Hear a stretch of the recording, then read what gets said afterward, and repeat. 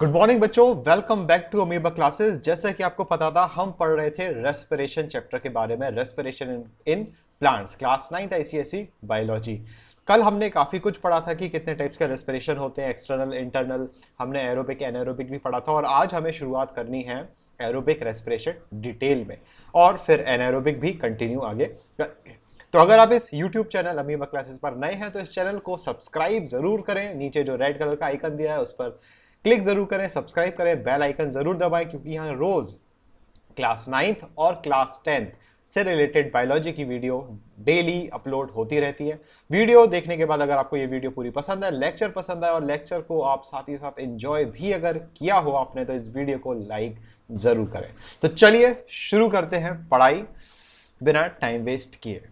चलो भाई, तो आ गए हैं 44 स्टूडेंट्स हैं आज। आज क्या भाई, ईद का चांद कैसे आ गया आज? 44 स्टूडेंट्स है। पढ़ाई लिखाई में मन करने लगा क्या बाकी बच्चों का? जादू हो गया आज है। 11 से 17 हो गए, क्या कर रहे हो? चलिए आगे बढ़ते हैं फटाफट से। और हाँ, चला गया भाई फोटोशॉप।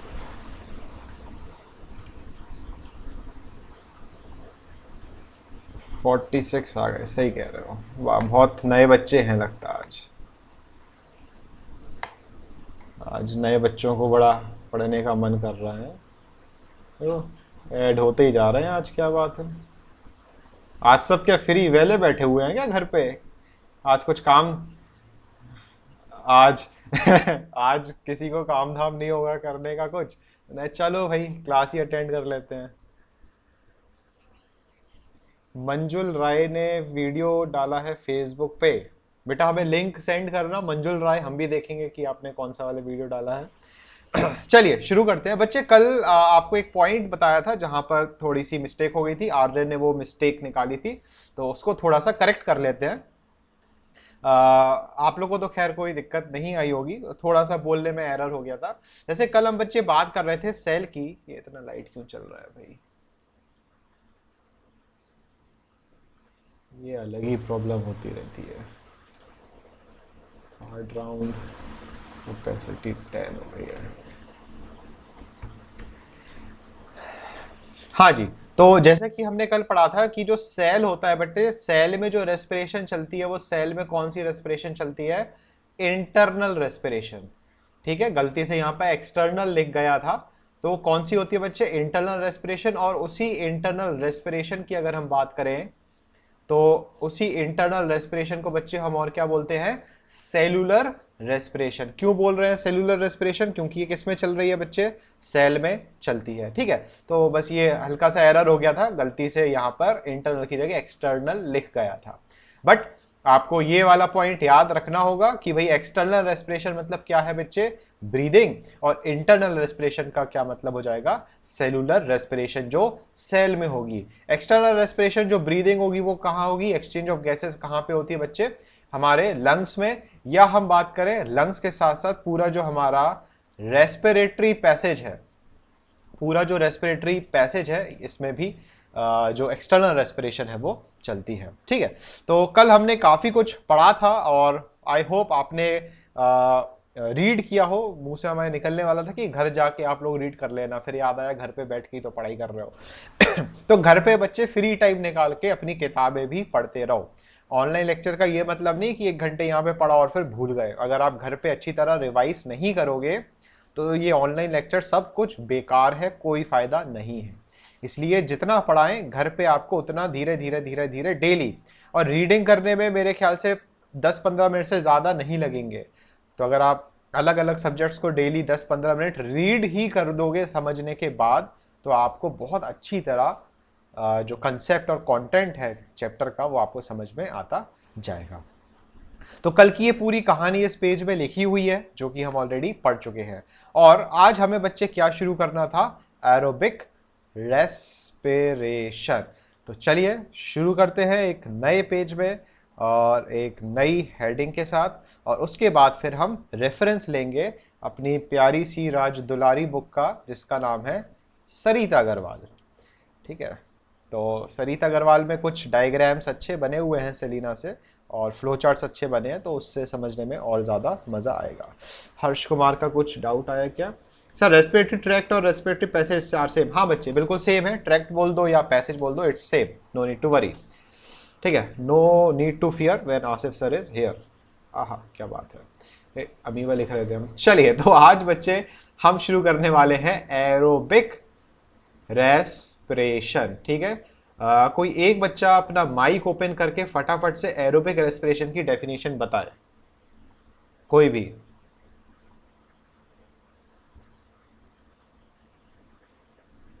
वॉइस गॉन, क्या बात कर रहे हो? हेलो,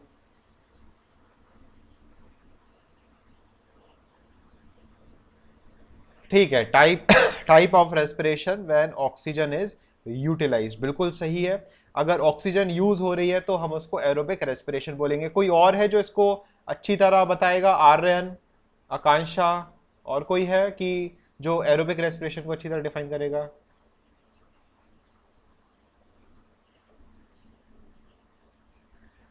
चलो 38 एटीपी ऑफ, नहीं 38 एटीपी तो आपने सेंटेंस से बोला, बस थ्रू आउट द लाइफ इसमें थोड़े से एरर्स हैं, इसको अपन बाद में क्लियर करेंगे। एरोबिक रेस्पिरेशन, बच्चे रेस्पिरेशन की डेफिनेशन हमने आपको कीवर्ड क्या बताया था? माइक ओपन करके कोई एक दो बच्चे बोलो जरा, हमें पता तो चले कि हाँ तुम लोग के दिमाग में कुछ घुसा है।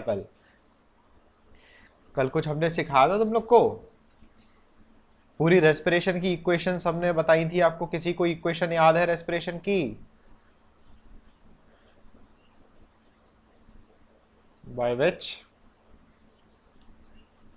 plant requires oxygen। चलो आधी अधूरी डेफिनेशन। निमिष राघव ने एक बड़ा अच्छा सा कीवर्ड लिखा हुआ है, ऑक्सीडेशन ऑफ ग्लूकोज, है ना? Oxidation of glucose. कल बच्चे हमने पढ़ा था कि respiration is anabolic process in which breakdown of food take place, that means oxidation of food. और फूड क्या है? Glucose. Oxidation of food takes place with the help of water and और क्या क्या था? वाटर के साथ साथ साथ में क्या, अरे क्या कर रहे हैं यहाँ पे, कार्बन डाइऑक्साइड के साथ साथ बच्चे क्या था? ग्लूकोज, C6, यहाँ पे ऑक्सीजन के साथ साथ C6H12O6। ठीक है, ग्लूकोज और ऑक्सीजन, इन दोनों के कॉम्बिनेशन के साथ ग्लूकोज कहां से आया था बच्चे? ग्लूकोज कहां से आया था? फटाफट से बताओ। ग्लूकोज आया था फूड से, और जो ऑक्सीजन है, ये ऑक्सीजन हमें कहां से आई थी? सांस जब हमने ली थी। ठीक है, और ब्रेकडाउन होता है तो ब्रेकडाउन को बच्चे हम क्या बोलते हैं? कैटाबॉलिज्म। ठीक है, आज गलतियां हो रही हैं छोटी छोटी, तो हर्ष इट्स अ कैटाबॉलिक प्रोसेस। ठीक है, ब्रेकडाउन हो रहा है किसका? फूड का। राइट, दिव्यांशी ने देखो पूरी इक्वेशन भी लिख दी बहुत मेहनत के साथ। तो यहाँ पे बच्चे ग्लूकोज और ऑक्सीजन यूज होता है और अल्टीमेटली हमें कार्बन डाइऑक्साइड मिलता है, वाटर मिलता है, और साथ में 38 एटीपी हमें मिलती है। अब ध्यान से समझना बच्चे, ये जो एरोबिक रेस्पिरेशन है, इस पूरे प्रोसेस को स्टेप बाय स्टेप, तो अब जो सिखाने वाले हैं बेटा, बहुत ही ज्यादा ध्यान से आपको सीखना है। सेल सभी लोग जानते हैं भाई, ठीक है? माइक ऑन मत करना, अब जो है कमेंट्स में लिखो, चैट बॉक्स में लिखो। हाँ जी, तो सेल सभी लोग जानते हैं, और ये जो सेल हमने बनाया है अभी, ये कोई बताएगा कौन सा सेल बना दिया हमने? एनिमल सेल है कि प्लांट सेल है? चलो सभी लोग सीख गए हैं, एनिमल सेल है कौशिफा, प्लांट सेल नहीं है। ये क्या है? एनिमल सेल है ना? आप लोग को कंसेप्ट पता है कि कैसे एनिमल सेल है, क्योंकि हमने डबल लेयर नहीं बनाई है, सिर्फ सिंगल लेयर बनाई है। ठीक, तो अगर रैंडमली कोई पूछ ले कि भाई एक डिब्बा बनाया, बताओ कौन सा सेल, तो ये कौन सा हो जाएगा? एनिमल सेल, क्योंकि ये हमने क्या बनाई? सिर्फ सेल मेम्ब्रेन। अगर एक लेयर कौशिफा और बना देते यहाँ पर, तो वो उसको हम क्या मान लेते? सेल वॉल, और फिर वो क्या हो जाती? Plant cell. ठीक है, तो बस ये ऐसे मतलब सिंपल तरीके से, कोई रूल नहीं है पहचानने का, आपको बस सिंपल सी मतलब बता रहे हैं कि इस तरीके से आप आइडेंटिफाई कर सकते हो। सेल है, ठीक है? सेल के अंदर जो फ्लूइड होता है बच्चों, उस फ्लूइड को क्या बोलते हैं? What is the fluid that is present inside the cell? Cytoplasm बोलते हैं भाई, बिल्कुल सही बात है, साइटोप्लाज्म बोलते हैं, लिख दिया। ठीक है, आप हमें फटाफट से बताओ ऐसा कौन सा सेल ऑर्गेनेल है जो ऐसा दिखाई देता है, इस तरीके से दिखाई देता है? है ना। माइटोकॉन्ड्रिया, माइटोकॉन्ड्रिया बच्चे, गोल्जी बॉडी नहीं। और जो भी माइक ओपन कर रहा है बच्चे, माइक ओपन मत करो, काफी डिस्टर्बेंस हो जाता है बाकी बच्चों को। जब हम बोले तब माइक ओपन करके आप आंसर दे सकते हैं, अभी नहीं, ठीक है। जो भी बोल रहे हैं बच्चे, डोंट ओपन द माइक। चलिए, तो ये कौन सा सेल ऑर्गेनेल है बच्चे? माइटोकॉन्ड्रिया। क्या है बच्चे? माइटोकॉन्ड्रिया, ठीक है। साइटोप्लाज्म आप जानते हो कहां प्रेजेंट होता है? सेल के अंदर। और माइटोकॉन्ड्रिया आप जानते हो, साइटोप्लाज्म में माइटोकॉन्ड्रिया फ्लोट करता है। और माइटोकॉन्ड्रिया को हम क्या बोलते हैं? Power house of the cell. ये एग्जाम में बार बार आता है, why mitochondria is called power house of the cell. Sarita Agarwal book अगर आपके पास है तो उसकी ना सेल ऑर्गेनेल वाला खोलना, वो वाला पेज जिसमें फ्लोचार्ट बना है, और वहां पर आप एक टर्म देखोगे, सेलुलर ऑक्सीडेशन। वहां लिखा होगा mitochondria helps in the cellular oxidation या सेलुलर रेस्पिरेशन, ठीक है। वहां पे लिखा होगा cellular respiration of food, helps in cellular respiration. तो वही हम पढ़ने वाले हैं बच्चे। आप लोग समझ चुके हो कि सेलुलर रेस्पिरेशन क्या होता है। क्या है सेलुलर रेस्पिरेशन का एक और नाम? जल्दी से बताओ, सेलुलर रेस्पिरेशन का एक और नाम क्या है? इंटरनल रेस्पिरेशन, ठीक है। तो अब हमें सीखना है कि किस तरीके से होती है रेस्पिरेशन। हम जो सीख रहे हैं बच्चे, क्या सीख रहे हैं? Aerobic respiration. ये जो एरोबिक रेस्पिरेशन है ये 2 स्टेप्स में होती है। क्लास 11th में आप पढ़ोगे तो कई सारे स्टेप्स होते हैं, बट क्योंकि अभी आप छोटे से प्यारे से नादान से नटखट से खुरापाती बच्चे हो, इसलिए आपको हल्का फुल्का पढ़ाया जाएगा। बाकी बहुत डिटेल में बहुत सारे स्टेप्स आपको क्लास 11th में मिलेंगे। तो एरोबिक रेस्पिरेशन की बात करें तो बच्चे यहाँ पे मेजर जो 2 स्टेप्स होते हैं, 2 प्रोसेसेस होती हैं, उनको हम बोलते हैं ग्लाइकोलिसिस, ग्लाइकोलिसिस। और दूसरी जो प्रोसेस है बच्चे उसको हम बोलते हैं क्रैब साइकिल। क्या बोलते हैं बेटा? Krebs cycle. तो पहली प्रोसेस क्या है? ग्लाइकोलिसिस। दूसरी प्रोसेस क्या है? Krebs cycle. तो ग्लाइकोलिसिस होता है, क्रैब साइकिल होती है। अब ग्लाइकोलिसिस कहां होगा बच्चे? ग्लाइकोलिसिस जो प्रोसेस क्या होता है अभी समझाएंगे, अभी लोकेशन समझो। क्या समझे, क्या सीखे अभी हम? कि एरोबिक रेस्पिरेशन के 2 पार्ट्स, ग्लाइकोलिसिस, क्रैब साइकिल, मतलब कि 2 स्टेप में चलती है ग्लाइकोलिसिस और क्रैब साइकिल। जो ग्लाइकोलिसिस है वो कहां होता है? साइटोप्लाज्म में। कहां होगा बच्चे? साइटोप्लाज्म में। और जो क्रैब साइकिल है बेटा, क्रैब साइकिल होती है कहां? माइटोकॉन्ड्रिया। क्रैब साइकिल बेटा कहां पे होगी? माइटोकॉन्ड्रिया में क्रैब साइकिल होती है, ठीक है। बड़ा ही सिंपल सा है भाई। यहाँ पे कुछ स्ट्रेंजर्स जो हैं वो जा रहे हैं, जो कि बहुत ही अच्छी बात है। और यहाँ पे कौन है जो आ रहा है बार बार? पुलकन गोपाल, क्या बात है कि नेटवर्क चले गए थे क्या? शशि बाला सक्सेना, पुलकन गोपाल, पीयूष पटेल, और कौन है? मुकेश कुमार। चलिए, 4 लोग आए हैं इधर। चलो आगे बढ़ते हैं। तो यहाँ पे बच्चे ग्लाइकोल आपको बिल्कुल दिमाग में डाल लेना है, ड्रिल मशीन से आपके दिमाग में, आपके भेजे के अंदर ये घुस जाना चाहिए कि ग्लाइकोलिसिस कहाँ होता है। याद करो, अभी के अभी याद करो, ग्लाइकोलिसिस कहाँ होता है? साइटोप्लाज्म में। क्रैब साइकिल कहाँ होता है या होती है? जो भी माइटोकॉन्ड्रिया में। अब किस तरीके से होगी उसके स्टेप्स सीखते हैं, ठीक है। पहले ओवरऑल रिएक्शन लिखते हैं, फिर उसको, उस रिएक्शन को हम ब्रेक डाउन करेंगे। अगर ओवरऑल रिएक्शन हम रेस्पिरेशन की देखें तो हमने क्या पढ़ा है कि ग्लूकोज जो है C6H12O6, glucose in the presence of oxygen क्या बनाता है? कार्बन डाइऑक्साइड बनाता है, वाटर बनाता है, और 38 ATP। क्या बनाता है बच्चे? 38 ATP, ठीक है। यहां तक क्लियर है। अब इसको ब्रेक डाउन करते हैं, इस रिएक्शन को, इसका ब्रेक डाउन देखते हैं। ये पूरी एरोबिक रेस्पिरेशन है, तो ब्रेक डाउन हमें कितने पार्ट में करना है?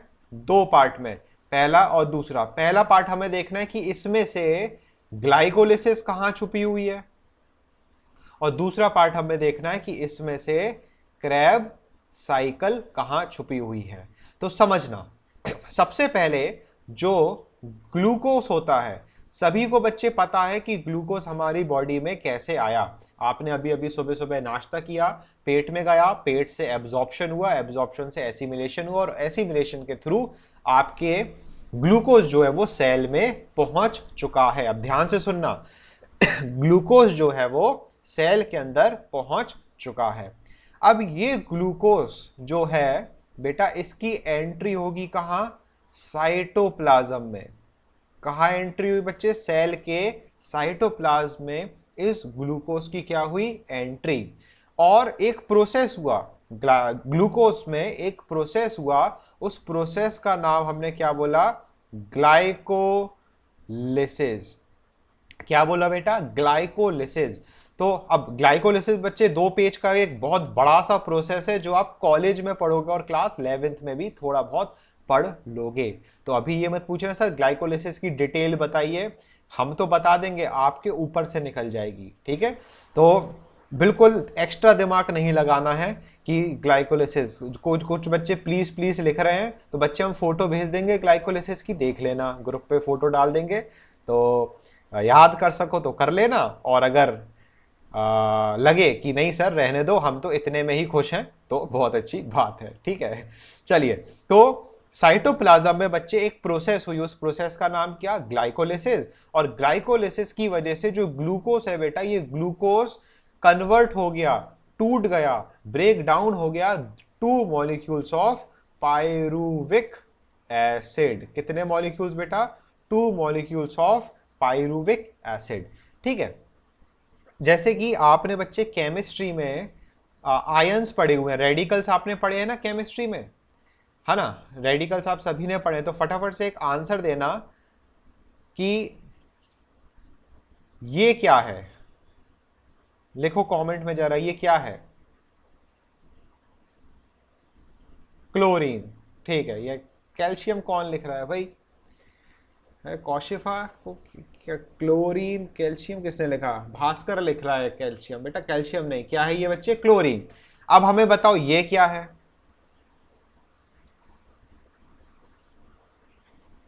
ये क्या है बताओ भाई? अगर वो क्लोरीन है तो ये क्या है? क्या बोला भाई, क्या बोले? क्लोराइड। चलो यहां पे रिटिन में आर्यन ने सबसे सही जवाब दिया, क्या? Chloride ion. ठीक है, तो यहां इसी तरीके से बच्चे, जैसे पायरुविक एसिड है ना, ऐसे ही इसका जो आयन बनता है इसको हम बोलते हैं पायरुवेट। क्या बोलते हैं? पायरुवेट। तो पायरुवेट वो रेडिकल हो गया, और उस पायरुवेट से क्या बनता है? Pyruvic acid. तो अभी आप बेटा माइक ऑफ करो, किसका ओपन है माइक? तो यहां बेटा पायरुवेट बोल दो या पायरुविक एसिड बोल दो, हाल फिलहाल कोई दिक्कत वाली बात नहीं है, क्योंकि आप बुक्स में पढ़ोगे तो कहीं आपको पायरुविक एसिड मिलेगा, कहीं पायरुवेट मिलेगा, तो हमें पता है। बाद में आप कहोगे कि सर हम कंफ्यूज हैं, पायरुविक एसिड सही है कि पायरुवेट, तो हमने आपको बता दिया। ठीक है, अब बच्चे ये जो ग्लाइकोलिसिस प्रोसेस है इसमें सबसे इंपॉर्टेंट पॉइंट समझना, इस ग्लाइकोलिसिस में ऑक्सीजन की रिक्वायरमेंट नहीं होती है। किसकी रिक्वायरमेंट नहीं होती है? ऑक्सीजन की। ध्यान से सुनना, oxygen is not required in glycolysis. ठीक है, मतलब कि ऑक्सीजन की रिक्वायरमेंट नहीं होती है, एब्सेंट होती है।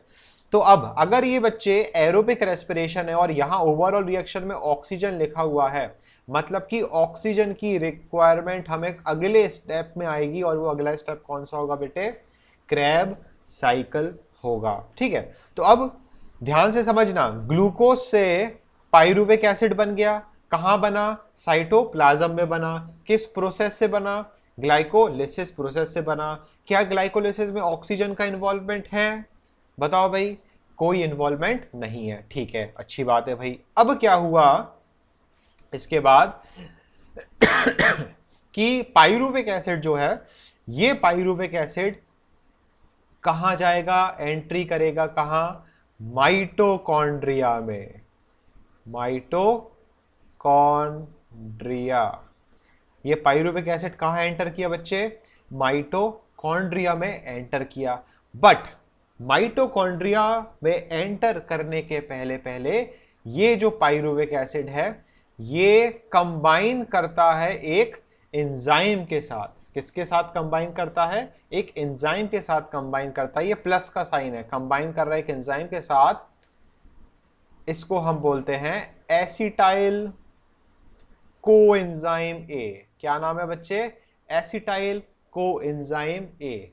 क्या बोलेंगे बेटा? Acetyl coenzyme A. और फिर ये एसिटाइल कोएंजाइम ए और पाइरुविक एसिड कंबाइन करने के बाद एंटर करते हैं कहां? माइटोकॉन्ड्रिया के ही अंदर। और माइटोकॉन्ड्रिया में शुरू हो जाती है एक साइकिल जिसको हम क्या बोलते हैं बच्चे? Krebs cycle. और फिर इसी के साथ साथ ऑक्सीजन का भी यूज होता है, तो यहां पर ऑक्सीजन इज रिक्वायर्ड। तो अब ये जो पाइरुवेट है बच्चे, जो पाइरुविक एसिड है, ये जो पाइरुवेट है, ये क्रैब साइकिल में एंटर कर चुका है एसिटाइल कोएंजाइम ए के साथ साथ। और यहां पर कौन सी साइकिल होगी? Krebs cycle. और फिर अल्टीमेटली हमें फाइनल प्रोडक्ट मिलेगा क्या? Carbon dioxide water. ठीक है, यहां तक क्लियर है? कार्बन डाइऑक्साइड मिला और वाटर मिला। अब एक प्रोडक्ट मिसिंग है जो ओवरऑल रिएक्शन में तो लिखा हुआ है, बट हमने अभी यहां नीचे वाली रिएक्शन में शो नहीं किया है। क्या चीज मिसिंग है बच्चे? एटीपी मिसिंग है। बहुत बढ़िया, अब ध्यान से सुनना, बहुत ही ज्यादा ध्यान से सुनना। ठीक है, जो अब हम बताने वाले हैं, ध्यान से सुनना, जो अब हम बताने वाले हैं ये आपकी क्लास 9th के लिए ही है। क्लास 11th में बायोलॉजी पढ़ोगे और ये सेम टॉपिक पढ़ोगे, चीजें बदल जाएंगी, इसलिए ज्यादा दिमाग नहीं लगाना है। ठीक है, तो जो बुक में क्लास 9th के लेवल से लिखा है उसको सीख लेते हैं। ठीक है, कभी आगे फ्यूचर में मौका मिला तो 11th वाला भी थोड़ा सा आपको बताएंगे। ग्लाइकोलिसिस की बात करें बच्चे, ये जो ग्लाइकोलिसिस है, ग्लाइकोलिसिस प्रोसेस खत्म होने के बाद हमें 2 एटीपी मिलती है। कितनी एटीपी मिलती है ग्लाइकोलिसिस में? 2 एटीपी क्या होती है बच्चे? रिलीज होती है। तो आप हमें ये बताओ कि ओवरऑल एटीपी कितनी बनती है? 38। ग्लाइकोलिसिस में कितनी बन चुकी है? 2 एटीपी। तो आप हमें बताओ कि क्रैब साइकिल में कितनी बनेगी? बड़ा सिंपल सा क्वेश्चन है भाई, 36 एटीपी। जिसने भी 40 बोला बच्चे, मैथ अपनी इंप्रूव करो। ओवरऑल कितनी बनती है भाई? 38, जिसमें से 2 एटीपी ग्लाइकोलिसिस में निकलेगी और 36 एटीपी कौन से प्रोसेस में निकलेगी बच्चे? क्रैब साइकिल में। तो 2 एटीपी ग्लाइकोलिसिस से, 36 एटीपी क्रैब साइकिल से, तो टोटल अल्टीमेटली हमें कितनी एटीपी मिल गई बच्चे? 38 एटीपी हमें मिल जाती हैं। समझ में आया? एक बार दोबारा से समझते हैं, और पहले तो स्क्रीनशॉट ले लो इस इक्वेशन का फटाफट से।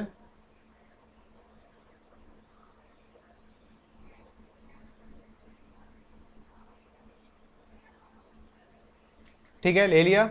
अब यहां पे बच्चे जो क्रैब है ना, क्रैब, ये क्रैब किसका नाम हो सकता है? आप लोग बताओ भाई, ये क्रैब कौन हो सकते हैं? है ना, 7th 8th में आप पढ़ चुके हो तो आप समझ चुके होगे कि हम क्या पूछना चाह रहे हैं। तो ये क्रैब किसका नाम है बच्चे? साइंटिस्ट का, केकड़े का नाम नहीं। ये नाम है किसका बच्चा? साइंटिस्ट का। इन भाई साहब का पूरा नाम था हैंस क्रैब। ठीक है, HANS, हैंस क्रैब। तो यहाँ से, और हो सकता है इनके स्कूल के टाइम में इनके दोस्त इसको केकड़ा केकड़ा केकड़ा केकड़ा बुलाते हो, तो इनके घर वालों ने क्लास 9th में रजिस्ट्रेशन के टाइम क्रैब रख दिया हो, और बस स्पेलिंग चेंज कर दी हो, CRAB की जगह उन्होंने स्पेलिंग चेंज कर दी हो KREB में। ठीक है, चलिए, खैर ये तो जोक था। तो यहाँ पे बच्चे दोबारा से समझना, सीखना कि हमारी बॉडी में जो ग्लूकोज है वो हमारे सेल में एंटर किया, सेल के साइटोप्लाज्म में आया, साइटोप्लाज्म में एक प्रोसेस हुआ जिसको हमने क्या बोला? ग्लाइकोलिसिस। इस ग्लाइकोलिसिस के प्रोडक्ट में हमें मिली 2 मॉलिक्यूल पाइरुविक एसिड के, या 2 मॉलिक्यूल पाइरुवेट के। और इसी ग्लाइकोलिसिस में कितनी एटीपी निकली? 2 एटीपी निकली। और इसी ग्लाइकोलिसिस में ऑक्सीजन की कोई रिक्वायरमेंट नहीं है। फिर ये पाइरुविक एसिड कंबाइन किया किसके साथ? एसिटाइल कोएंजाइम ए के साथ। ये pyruvic acid acetyl coenzyme A के साथ कंबाइन करके एंटर किया कहां पर बच्चे? माइटोकॉन्ड्रिया में। माइटोकॉन्ड्रिया में एक साइकिल हुई जिसका नाम क्या है? Krebs cycle. इस क्रैब साइकिल का जो प्रोडक्ट निकला वो हमें मिला कार्बन डाइऑक्साइड और वाटर, और साथ में इस क्रैब साइकिल से निकली 36 एटीपी। और इसी क्रैब साइकिल में हमें रिक्वायरमेंट हुई किसकी? ऑक्सीजन। तो क्योंकि oxygen is required, because oxygen is required in this process, that's why it is called as aerobic respiration. क्या बोलेंगे बच्चे हम इसको? Aerobic respiration. ठीक है, आवाज बीच बीच में गड़बड़ हो रही है क्या? चलो, what sir, what is the meaning of, किसका मीनिंग पूछ रहे हो तुषार?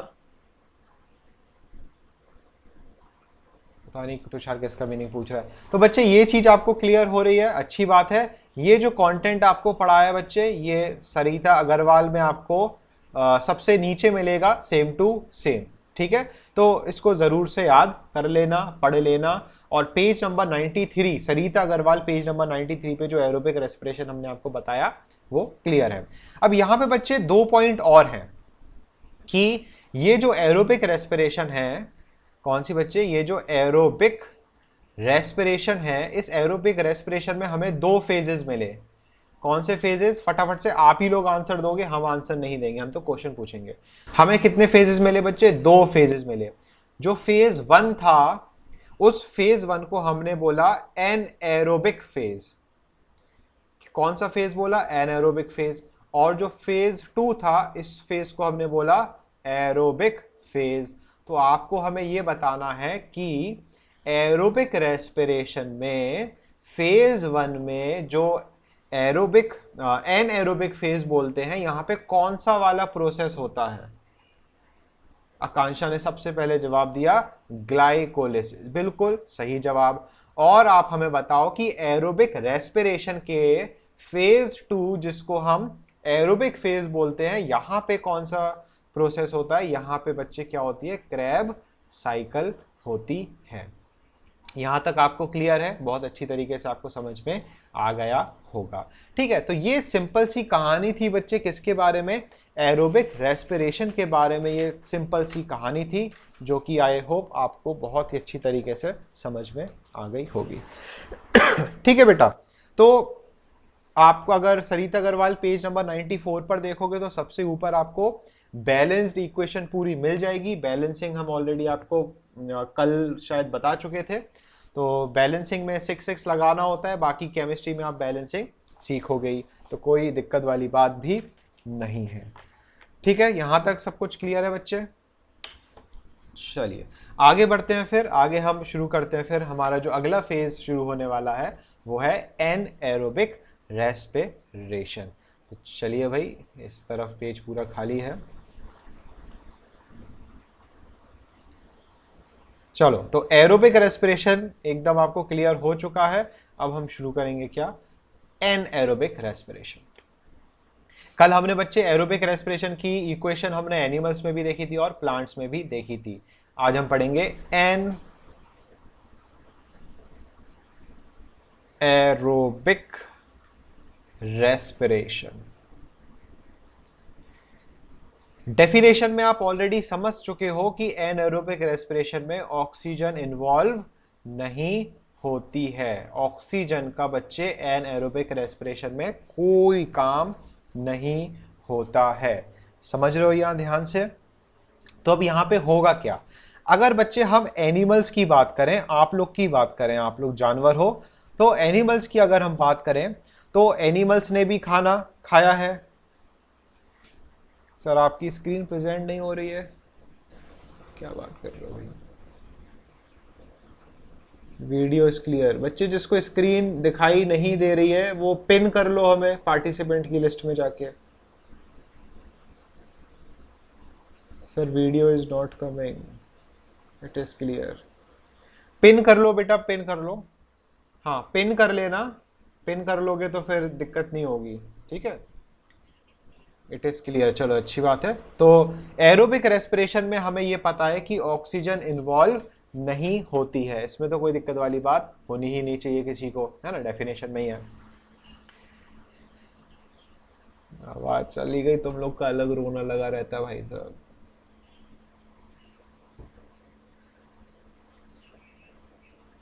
एन ऑडियो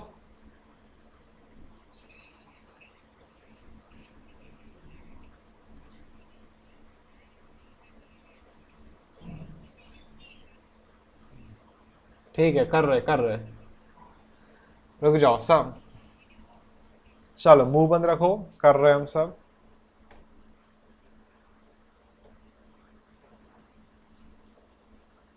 चलो अब आ जाएगी, हाँ पता है अब आ जाएगी, परेशान नहीं हो। माइक ऑफ रखें सब, माइक पे ना बोलें, सभी को डिस्टरबेंस होता है। अब सभी को स्क्रीन विजिबल होगी, अब किसी को दिक्कत नहीं आने वाली। ठीक है, चलो आगे बढ़ते हैं। एन एरोबिक रेस्पिरेशन की बात करते हैं तो इसमें ऑक्सीजन इन्वॉल्व नहीं होती है। एनिमल्स की बात करें, एनिमल्स मतलब जानवर, जो कि समझ ही गए हो आप लोग, हो बताने वाली जरूरत नहीं है। तो जानवरों की बात करें और इंसानों की बात करें, इंसान जैसे कि हम, जानवर जैसे कि आप लोग। ठीक है, अब वो बात अलग है कि जानवरों में कुछ शेर भी होते हैं, है ना, कुछ गीदड़ भी होते हैं, कुछ डंकी भी होते हैं, कुछ खच्चर भी होते हैं, पता नहीं कौन कौन होता है। तो जो आपको ठीक लगे वो आप लोग अपना अपना नाम रख सकते हो। ठीक है, चाहो तो डायनासोर भी रख सकते हो, वो आपकी प्रॉब्लम है। है ना, यहाँ पे एक बंदर बोल रहा है, चलो तो बंदर, बंदर और बंदरियां इधर ध्यान दें सभी के सब। बच्चे जानवर हैं, इंसान है, खाना तो हम खाएंगे ही, और खाना खाएंगे तो हमारी बॉडी में पहुंचेगा कौन, हमारे सेल्स में पहुंचेगा क्या, ग्लूकोज। ये हमें पता है। माइक ऑफ रखें, माइक ऑन नहीं करना, नहीं तो वहीं घुसकर हम मारेंगे तुम लोग को झापड़ ही झापड़।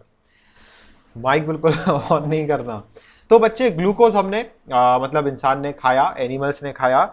अब अगर ऑक्सीजन इन्वॉल्व नहीं है तो होगा क्या कि सबसे पहले तो ग्लूकोज से एक सिंपल सा प्रोसेस होगा जिसको हम क्या बोलते हैं, ग्लाइकोलिसिस।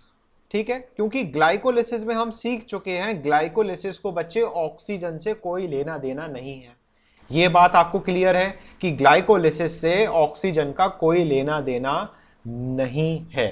ठीक है, ऑक्सीजन का कहां काम में आता है, फटाफट से बताओ, ऑक्सीजन एक्चुअल में यूज कहां होती है, कहां काम में आती है ऑक्सीजन, क्रेब साइकिल में। ठीक है, तो सबसे पहले तो ग्लाइकोलिसिस होगी, और ग्लाइकोलिसिस होगी तो हमारे पास क्या बन जाएगा बच्चे, दो मॉलिक्यूल बन जाएंगे, किसके, पाइरुवेट के या पाइरुविक एसिड के।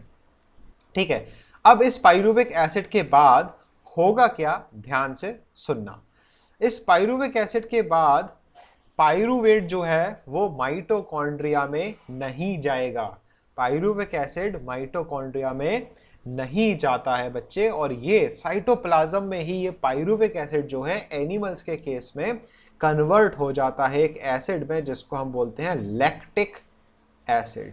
क्या बोलते हैं, लैक्टिक एसिड। ये भी कहां हो रहा है, साइटोप्लाज्म में ही हो रहा है। ग्लाइकोलिसिस भी कहां हो रही है, साइटोप्लाज्म में। मतलब कि माइटोकॉन्ड्रिया के अंदर एंटर किए ही नहीं, और अगर माइटोकॉन्ड्रिया के अंदर एंटर किए ही नहीं तो क्या क्रैब साइकिल होगी, क्या कोई सवाल ही नहीं उठता क्रैब साइकिल होने का।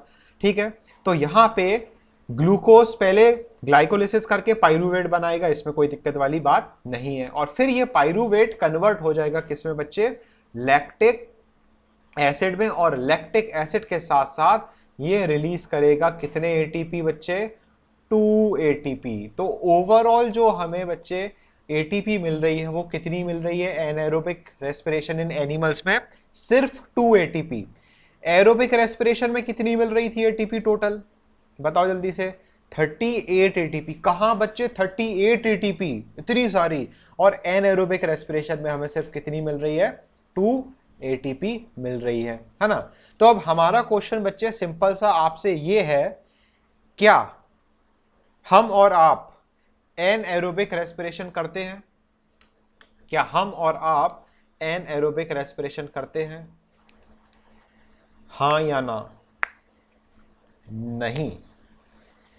चलो, तो जितने बच्चों ने नहीं लिखा है, आप लोग का जवाब जो है बच्चे बहुत ही बहुत ही बहुत ही ज्यादा, बताओ भाई क्या बोलने वाले हैं बहुत ही ज्यादा गलत जवाब है, गलत है, ये गलत है, गलत है, गलत है।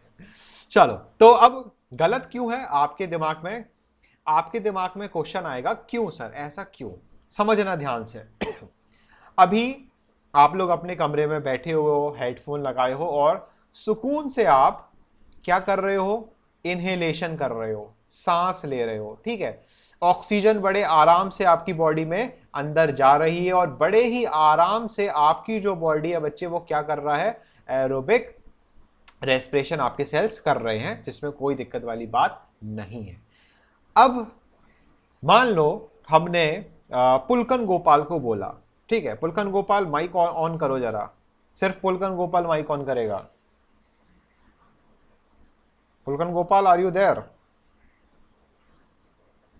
पुलकन गोपाल, पुलकन गोपाल माइक ऑफ कर लो, तुम्हारी आवाज ही नहीं आ रही है। हाँ जी, तो यहाँ पे कौन एग्जाम्पल का पार्ट बनना चाहेगा? दीपांशु को पकड़ते हैं भाई। दीपांशु माइक ऑन करो फटाफट।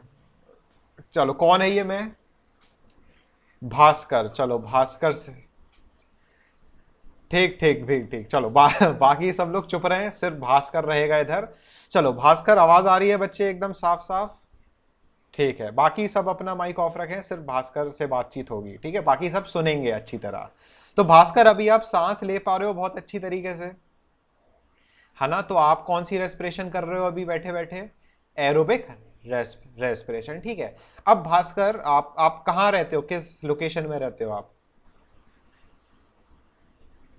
भारत माता मंदिर के मेन रोड, मतलब पड़ोसी हो हमारे हैं। चलिए, तो यहाँ पे बात करते हैं। चलो, भास्कर को मान लो स्कूल से एक कॉल आया कि भास्कर कैसे भी करके जल्दी से, कैसे भी करके स्कूल आओ, बहुत अर्जेंट काम है, ठीक है? तो अब भास्कर खड़ा हुआ भाई, इंटरनेट उसने बंद किया, ऑनलाइन क्लास अटेंड करना बंद की, और भास्कर नीचे गया और बाहर निकला तो ना उसकी साइकिल थी, ना भास्कर के पास गाड़ी थी। तो अब भास्कर क्या करेगा? क्या करोगे भास्कर अगर कुछ भी अवेलेबल नहीं होगा? ऑटो, अब चलो पैसे भी नहीं है, फिर क्या करोगे? भाग के जाओगे। चलो ठीक है, अब भास्कर ने बोला भाग के जाएगा। अब सभी लोग बच्चे एग्जाम्पल को कनेक्ट करना। जब भास्कर दौड़ रहा होगा, भास्कर के दौड़ते टाइम, ध्यान से सुनना, जब भास्कर दौड़ रहा होगा और रोड पर दौड़ रहा होगा कैथेड्रल कॉलेज के पास पहुंचने के लिए, उस टाइम भास्कर की जो ब्रीदिंग रेट है, ध्यान से सुनना, दौड़ते टाइम दौड़ते टाइम भास्कर की ब्रीदिंग रेट हाई होगी कि लो होगी? भास्कर की, चलो यहां पे सभी लोग गड़बड़ हैं, दोबारा से सभी लोग भाग के कोशिश करना। बच्चे, जब आप भागते, ध्यान से सुनना, यही यही ट्रिक है। जब आप भागते हो तो क्या आप सांस ले लेके भागते हो? भाग रहे हो खूब तेज और ऐसे ऐसे ऐसे ऐसे इनहेल एक्सेल कर रहे हो? ऐसा तो नहीं होता है। तो भागते टाइम कंसेप्ट लगाओ कि जब भास्कर भाग रहा है तो उसकी ब्रीदिंग रेट कम होगी कि ज्यादा होगी? कम हो जाएगी, है ना? कम हो जाएगी भागते टाइम। हम भागने के बाद रुकने की बात नहीं कर रहे हैं, भागते टाइम। अब ध्यान से सुनना, है ना? तो स्क्रीन पर बाकी लोग फोकस करें कि जब बच्चे भास्कर जो है वो रनिंग कर रहा है, ठीक है, ड्यूरिंग रनिंग, अगर हम ब्रीदिंग रेट की बात करें तो ब्रीदिंग रेट क्या हो गई? लो हो गई। ध्यान से सुनते जाना, ब्रीदिंग रेट लो हो गई तो क्या बॉडी में ऑक्सीजन पहुंच पाएगी? नहीं पहुंच पाएगी। तो ऑक्सीजन का कंसंट्रेशन भी क्या हो गया? कम हो गया। अगर ऑक्सीजन का कंसंट्रेशन कम हो गया तो सेल्स में भी ऑक्सीजन क्या पहुंच पाएगी? नहीं पहुंच पाएगी। अगर सेल्स में ऑक्सीजन नहीं पहुंच पा रही है तो क्या एरोबिक रेस्पिरेशन अच्छी तरह हो पाएगी? नहीं हो पाएगी। और अगर एरोबिक रेस्पिरेशन नहीं हो रही तो इतनी ज्यादा एनर्जी क्या रिलीज हो पाएगी? 38 एटीपी क्या रिलीज हो पाएगी? नहीं हो पाएगी रिलीज। तो जब तक भास्कर की बॉडी में ऑक्सीजन होगी तब तक वो दौड़ेगा, और जैसे ही ऑक्सीजन खत्म हो जाएगी तो भास्कर क्या होगा? भास्कर थक जाएगा। भास्कर क्या हो जाएगा बेटा? टायर्ड हो जाएगा। तो हो सकता है वो 200 मीटर भागे और फिर भास्कर थक जाए, और जैसे ही बच्चे भास्कर थकेगा तो वो क्या करेगा? रुक जाएगा। ठीक है, गिराना नहीं है भास्कर को, इंसान है वो। तो भास्कर क्या करेगा बच्चे? रुक जाएगा। अब जैसे ही भास्कर, आप बताओ, जैसे ही आप रुकोगे अब ब्रीदिंग रेट क्या होगी? नॉर्मल हो जाएगी कि बढ़ जाएगी? ब्रीदिंग रेट बढ़ जाएगी, मतलब कि अब बिल्कुल बिल्कुल, अब ब्रीदिंग रेट बच्चे बढ़ेगी। ब्रीदिंग रेट क्यों बढ़ रही है? ताकि ज्यादा से ज्यादा भास्कर क्या इनहेल करे? ऑक्सीजन इनहेल करे। जितनी ज्यादा ऑक्सीजन उतना ज्यादा एरोबिक रेस्पिरेशन, जितना ज्यादा एरोबिक रेस्पिरेशन उतनी ज्यादा अमाउंट ऑफ एटीपी प्रोड्यूस, और जितनी ज्यादा एटीपी प्रोड्यूस उतनी ज्यादा एनर्जी। तो जब भास्कर बहुत तेज तेज 1 मिनट तक 30 सेकंड तक सांस लेगा बच्चे, तो वापस भास्कर के पास क्या आ जाएगी? एनर्जी आ जाएगी और फिर से एरोबिक रेस्पिरेशन शुरू हो जाएगा। अब ध्यान से सुनना, और भास्कर फिर से भागने लगेगा और ऐसे भागते भागते रुकते रुकते भागते भागते वो पहुंच जाएगा स्कूल जहां उसको पहुंचना था। अब ध्यान से सुनो सभी बच्चे, अगर की बात नहीं, यहां पे हम बात करते हैं कि जब भास्कर भाग रहा था और ऑक्सीजन क्या हो चुकी थी, खत्म हो चुकी थी, तो इस टाइम बच्चे भागते टाइम यहां पर शुरू हो गई थी रेस्पिरेशन, कौन सी, एनएरोबिक रेस्पिरेशन। कौन सी रेस्पिरेशन, एनएरोबिक रेस्पिरेशन। और ये एनएरोबिक रेस्पिरेशन शुरू हो चुकी थी कहां, मसल्स में, क्योंकि मसल्स में पहले ऑक्सीजन पहुंच रही थी। अब क्योंकि भास्कर भाग रहा है तो मसल्स की ऑक्सीजन यूटिलाइज हो गई और अब उस मसल्स को एनएरोबिक रेस्पिरेशन करना पड़ेगी मसल्स के अंदर। और क्या होगा, दो चीजें बनेंगी, ठीक है। एक तो बहुत ही कम एटीपी बनेगी, एनएरोबिक रेस्पिरेशन में बहुत ही कम एटीपी बनेगी, और दूसरा यहां पे कौन सा एसिड बनेगा बच्चे, लैक्टिक एसिड। अब ध्यान से सुनना, जितना ज्यादा लैक्टिक एसिड बनता जाएगा, जितना ज्यादा लैक्टिक एसिड बनता जाएगा, उतनी ही जल्दी भास्कर थकता जाएगा, थकान होती जाएगी, उसकी जो पैर हैं वो दर्द करने लगेंगे, क्योंकि मसल्स कॉन्ट्रैक्शन रिलैक्सेशन करती जा रही, क्योंकि भास्कर भागता जा रहा है। और एक टाइम आएगा जब लैक्टिक एसिड बहुत सारा डिपॉजिट हो जाएगा और मसल्स दर्द देना शुरू हो जाएंगी। तो जब मसल्स भास्कर की दर्द देना शुरू हो जाएंगी तब हम बोलेंगे मसल फटीग। कौन सी बीमारी होती है बच्चे, बीमारी तो नहीं कहेंगे, टेम्परेरी क्या चीज हो जाएगी, मसल फटीग। फटीग का काम होता है थकान, मतलब क्या है मसल फटीग का, थकान। अब जैसे ही भास्कर रुका, उसने सांस ली, तो ये लैक्टिक एसिड वापस अपने नॉर्मल कंपोनेंट्स में कन्वर्ट हो जाएगी, नॉर्मल, और वापस फिर ये ग्लूकोज बना लेता है और फिर ग्लूकोज से शुरू हो जाएगा एरोबिक रेस्पिरेशन। मतलब कि हमारी बॉडी, अब फिर से दोबारा से बच्चे आपसे हम क्वेश्चन करेंगे कि क्या हमारी बॉडी एनएरोबिक रेस्पिरेशन करती है? अब आपका जवाब क्या है, हाँ बिल्कुल करती है, बट नॉर्मल कंडीशन में नहीं।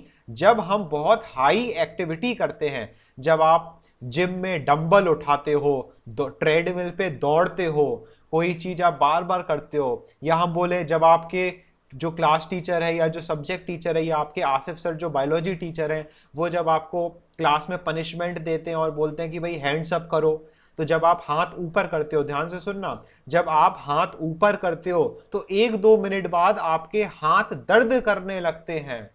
कोई बताएगा कि आपके हाथ दर्द क्यों करने लगते हैं बेटा, बताओ जल्दी से। जब हाथ ऊपर करते हो तो 1-2 मिनट बाद हाथ दर्द क्यों करने लगते हैं? ऐसे हमारे हाथों में कौन सा जादू होने लगता कि हमारे हाथ दर्द होने लगते हैं? बिल्कुल सही। जब, ध्यान से सुनना, जब आपके हाथ ऊपर होते हैं तो अगेंस्ट द ग्रेविटी ब्लड को जाना है, जो ब्लड है वो कहां जाएगा, अगेंस्ट द ग्रेविटी, ऊपर की तरफ। बट इतना ज्यादा प्रेशर डेवलप नहीं हो पाता है कि ब्लड आपके हाथों के ऊपर तक जा पाए जब आप हाथ ऊपर करते हो। तो वहां पे ब्लड नहीं जाएगा तो ऑक्सीजन नहीं पहुंचेगी, ऑक्सीजन नहीं पहुंचेगी तो कौन सा रेस्पिरेशन होगा? अगर हाथों में ऑक्सीजन नहीं पहुंच रही तो कौन सा रेस्पिरेशन, एनएरोबिक। और एनएरोबिक रेस्पिरेशन होगा तो कौन सा प्रोडक्ट बनेगा, लैक्टिक एसिड। और लैक्टिक एसिड बनेगा तो मसल फटीग होगा। मसल फटीग का ही मतलब क्या है, दर्द होना, और आपके हाथ क्या करने लगते हैं, दर्द। बट जैसे ही आसिफ सर को आपके ऊपर रहम आएगा और आसिफ सर देखेंगे कि बेचारे बच्चे कितना दर्द हो रहा है, तो आसिफ सर ने क्या बोला, हैंड्स डाउन। अब जैसे ही आपने हाथ नीचे किए, ब्लड का फ्लो आपके हाथ में खूब तेजी से बढ़ गया, आप सांस ले ही रहे थे, अब ब्लड पहुंच गया। जैसे ही ब्लड पहुंच गया तो हाथों में क्या आ गई, ऑक्सीजन, और ऑक्सीजन आ गई तो फिर से धनाधन एरोबिक रेस्पिरेशन शुरू, एक के बाद करके 38 एटीपी बने जा रही है, और आपका सारा दर्द छूमंतर। समझे?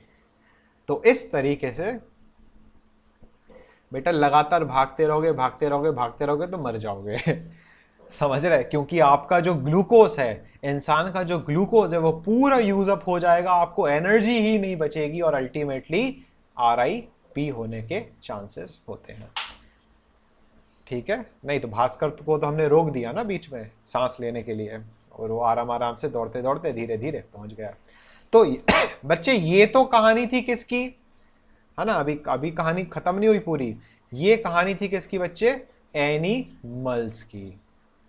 यहां क्लियर है बच्चे। कल हम शुरू करेंगे, कल हम पढ़ेंगे कि एरोबिक रेस्पिरेशन प्लांट्स में कैसे होगी, क्या होता है प्लांट्स में। ठीक है, तो कल आगे कंटिन्यू करेंगे। आई होप आज काफी मजा आया होगा तुम लोग को। हाँ बच्चे पूछो। बच्चे ये अभी थोड़ी देर में बताएंगे, पहले हम YouTube के लिए एंडिंग कर दें उसके बाद। ठीक है, अभी रुक जाओ। चलो भाई, तो यहाँ पे बच्चे वापस आते हैं अपन YouTube पर। सत्यम साहू वीडियो ऑफ करो बच्चे। सत्यम साहू को कितनी बार बोल चुके हैं हम। सत्यम साहू जरा पर्सनली व्हाट्सएप पर मैसेज भेजना, हमें तुमसे बातचीत करना चाह रहे हैं हम। ये भी जो सत्यम साहू है। चलिए, तो यहाँ पे फटाफट से अपन YouTube के लिए दी एंड कर लेते हैं। तो अगर, अरे यहाँ पे, हाँ जी, तो अगर आपने इस वीडियो को YouTube पर देखा है और आपको एरोबिक और एनारोबिक रेस्पिरेशन समझ में आई हो और आपको मजा आया हो, तो अमीबा क्लासेस चैनल को YouTube पर सब्सक्राइब जरूर करें और लाइक जरूर करके जाएं अगर आपको थोड़ी सी भी एक्स्ट्रा नॉलेज मिली हो और मजा आया हो। और ऐसी वीडियोस देखने के लिए देखते रहें अमीबा क्लासेस। तो बच्चों, YouTube वाले बच्चों, मिलते हैं आपसे कल। Tata bye bye.